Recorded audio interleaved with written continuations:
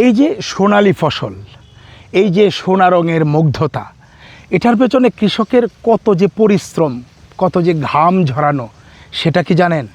চলুন একটু গল্প বলি। এই যে সোনালী ফসল দেখছেন, মনে হচ্ছে যেন একবারে স্বর্ণ বিছিয়ে রাখা হয়েছে। এটার যে পিছনের গল্প, সেটা কৃষকের শ্রমের গল্প।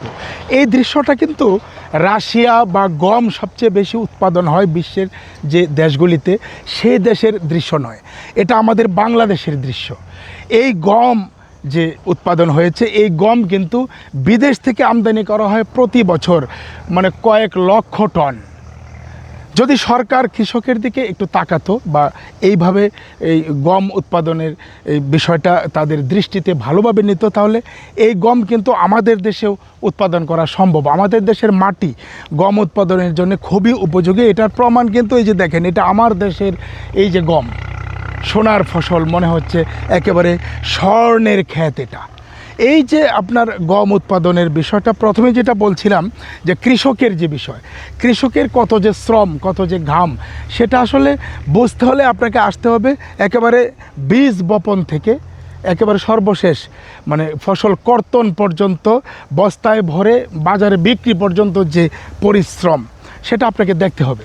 আসলে সরকার যদি কৃষকের দিকে একটু নজর দিত, বা এই অর্থকরী এই গম ফসল, অর্থকরী ফসল যেটাতে মানে আমদানি করতে গিয়ে আমাদের দেশের মানে কোটি কোটি ডলার চলে যায়, এই গম যদি এই দেশে উৎপাদন করা হতো, কৃষকদেরকে একটু সাপোর্ট দেওয়া হতো, যেটা কাগজে কলমে আছে কিন্তু বাস্তবে নেই।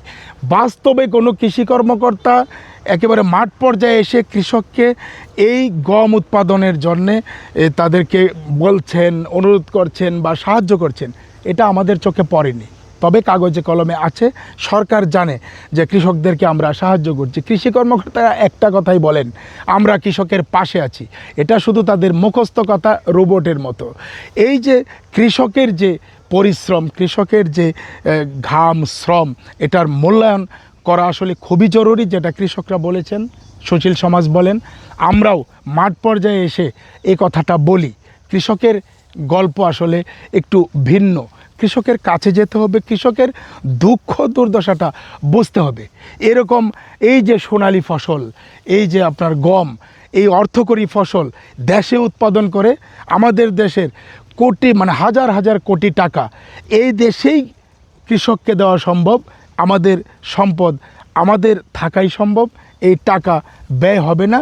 আমরা আরও মানে উন্নতির শিখরে পৌঁছে যাব যদি কৃষকের দিকে একটু তাকানো যায়। এই ছিল আসলে গম চাষি যে কৃষক, সে কৃষকের গল্প। থাকবেন আমাদের সঙ্গে, গল্প চ্যানেলটি সাবস্ক্রাইব করবেন। এরকম অনেক বাস্তব জীবনের গল্প নিয়ে আমরা ভিডিও বানাই।